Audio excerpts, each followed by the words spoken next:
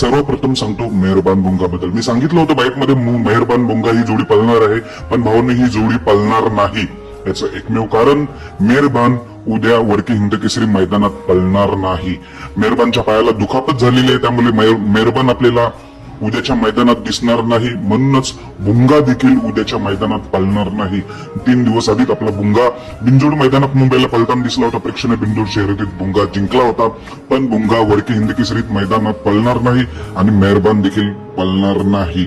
आणि तुम्हाला तर माहितीच आहे बिनजोडचा बादशाह मथुरचा पैरा मी आधीच सांगितलेला आहे. जो धप्पा आहे तोच धप्पा असणार आहे.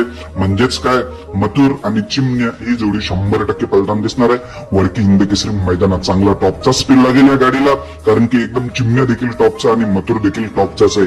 जेव्हा हिंद केसरी मैदान असतात तेव्हा मथुर नक्कीच टॉप मध्ये पळत असतो, 1, 2, 3 नंबर मध्ये राहत असतो.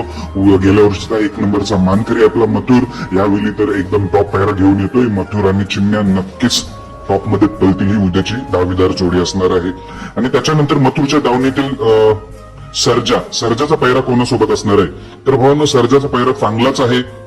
तो म्हणजे नांदेड सिटीचा भारत, म्हणजे विठ्ठल नाना यांच्या नियोजनात पळणारा हा भारत उद्या आपला सर्जा सोबत पैरा असणार आहे. म्हणजे मथुरच्या दावणीतील सर्जा आणि भारत ही जोडी पळताना दिसेल. तर हा कोण भारत, तर तुम्हाला मी आठवण म्हणून सांगतोय, स्वर्गीय रणजित निंबाळकर सरांचा जेव्हा सुंदर देसाई बिंदोड मध्ये पळायला आला होता तेव्हा सुंदरचा पैरा कोण होता, भारत. सुंदर भारत हे वासरू होते आणि त्याच्या विरोधात गाडी होती आपल्या मथुरची. तेव्हा मथुर जिंकला होता, पण खरे लक्ष वेधलं होतं या सुंदर आणि भारतने.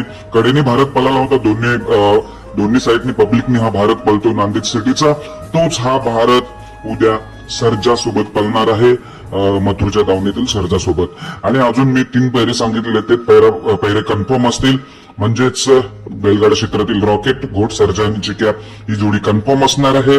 आणि छत्रपती संभाजीनगर एक्सप्रेस, फॉर्च्युनर चा मानकरी लखन आणि पाखऱ्या ही जोडी देखील कन्फर्मच असणार आहे उद्याच्या वडकी हिंद केसरी मैदानात. आता राहिला बैलगाडा क्षेत्रातील देव वृत्सम द्वादशम हिंद केसरी बकासूरचा पैरा.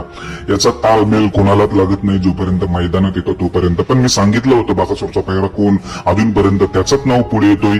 म्हणजेच कोण, स्वर्गीय पंढरीशेठ फडके यांचा सर्जा. दादा सरकार सर्जा 90% पैरा आहे. सध्या मी 90% सांगतोय, याचं कारण म्हणजे मला अजून एका नंदीचं नाव समजलेलं आहे, ते तुम्हाला मी आताच सांगून टाकतो. जर सर्जा नसला तर हा पैरा असू शकतो. तो म्हणजे 1 नंबरची जोडी मागे झाली होती, बकासूर आणि कार्तिक. जो कार्तिक आहे तो त्या नंदीचा देखील मला नाव समजतोय, एक जण सांगतोय तो कन्फर्म पैरा आहे बकासूर सोबत, म्हणून मी याला 10% म्हणून जोडून घेतलाय. खरं तर 3 दिवस आधी हा कार्तिक पळाला होता. कार्तिक आणि वादळ गुलालाचे मानकरी झाले होते. 3 दिवसानंतर उद्याच्या मैदानात पळेल असं समजतोय. जर स्वर्गीय पंढरीशेठ फडके यांचा जर सर्जा पैरा नसला तर कार्तिक देसाई देखील असू शकतो, कारण एका सूत्राकडून मला माहिती येतोय की कार्तिक आणि बकासूरच पळणार आहे. पण जास्त करून शक्यता आहे सर्जा सोबत. सर्जा 90% आणि 10% कार्तिक उद्या धप्पात भेटणार आहे. जोपर्यंत मैदानात बकासूरची गाडी झोपत नाही तोपर्यंत कोणी तालमेल लावू शकत नाही. जर मला 100% खात्रीशीर पैरा समजला तर त्याचे स्पेशल नक्कीच व्हिडिओ घेऊन येईल. थंबनेलच असेल बकासूरचा पैरा 100% फिक्स, पण अजूनपर्यंत खात्रीशीर अपडेट नाही बकासूर बद्दल. बाकी तुम्हाला व्हिडिओ आवडले असेल, संध्याकाळी लाईव्ह लॉट्स निघतीलच. कोणते नंदी टॉपचे गटात येतील याचे व्हिडिओ नक्कीच घेऊन येईल.